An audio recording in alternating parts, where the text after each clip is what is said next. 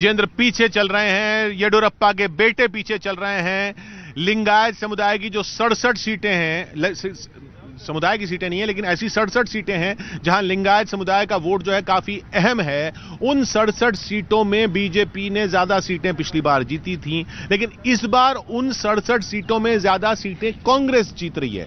यानी काफी वोट जो है लिंगायत समुदाय का वो छिटक कर बीजेपी से कांग्रेस को गया है। क्या लिंगायत समुदाय नाराज हुआ जिस तरीके से येडियुरप्पा को हटाया गया? क्योंकि पिछली बार कांग्रेस 20 सीटें जीती थी 67 में से, वो 67 में से 20 जीती थी, अब 39 जीत रही है। और बीजेपी 40 जीती थी, वो सिर्फ 24 पर आगे चल रही है। तो 20 से 39, 67 में 20 सीट्स कांग्रेस के पास थी, वो 39 हो रही हैं। और 67 में 40 सीटें बीजेपी के पास थी, वो घटकर 24 हो रही हैं। ऐसी सीटें जो लिंगायत समुदाय की, जहां पर लिंगायत समुदाय अहम था।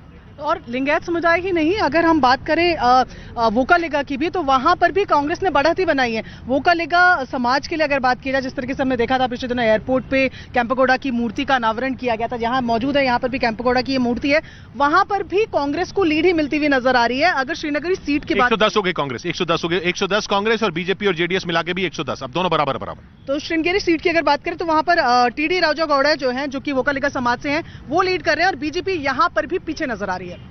जी हाँ, तो बीजेपी, अब ये देखिए वोकालिगा फैक्टर वाली 44 सीटें हैं, 44 सीटें हैं जहां पर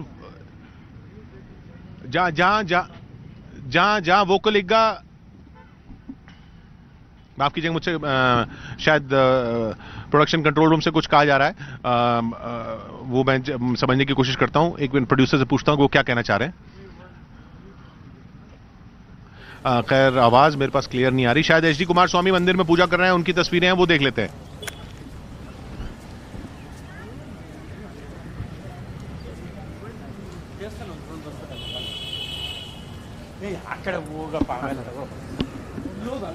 ನಮ್ಮ ಟಿವಿನೇ ಮಾಡ್ಕೊಂಡು ನಮ್ಮ ಟಿವಿ ಎಲ್ಲ ಚಾನಲ್ ಬರೋಣ।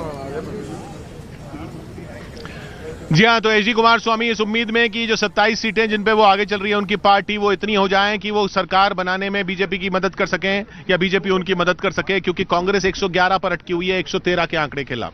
113 के आंकड़े पर गोकाक से 2 राउंड की मतगणना पूरी हो गई है। रमेश जरकीहोली जो कि लिंगायत नेता हैं और बड़े लिंगायत माने जाते हैं, वो पीछे चल रहे हैं, जिनकी बहुत बड़ी भूमिका थी पिछली बार बीजेपी सरकार बनाने में, कांग्रेस को, जेडीएस की सरकार को हटाकर, और वो पीछे चल रहे हैं 500 वोटों से। जी हाँ, तो 111 सीटों पर कांग्रेस आगे चल रही है। सीपी योगेश्वर बीजेपी के पीछे चल रहे हैं, एनआर संतोष जेडीएस के पीछे चल रहे हैं। आरसी करे बीएस येडियुरप्पा के राजनीतिक सचिव थे एनआर संतोष, वो भी पीछे चल रहे हैं। आयनूर मंजुनाथ जेडीएस के पीछे चल रहे हैं, शिवमोगा से पूर्व एमएलसी हैं, बीजेपी से जेडीएस में आए आयनूर मंजुनाथ, वो पीछे चल रहे हैं। एमपी कुमार स्वामी जेडीएस, बीजेपी से जेडीएस में गए, जो टिकट कटा, वो जेडीएस से पीछे चल रहे हैं मुड़िगेरी से।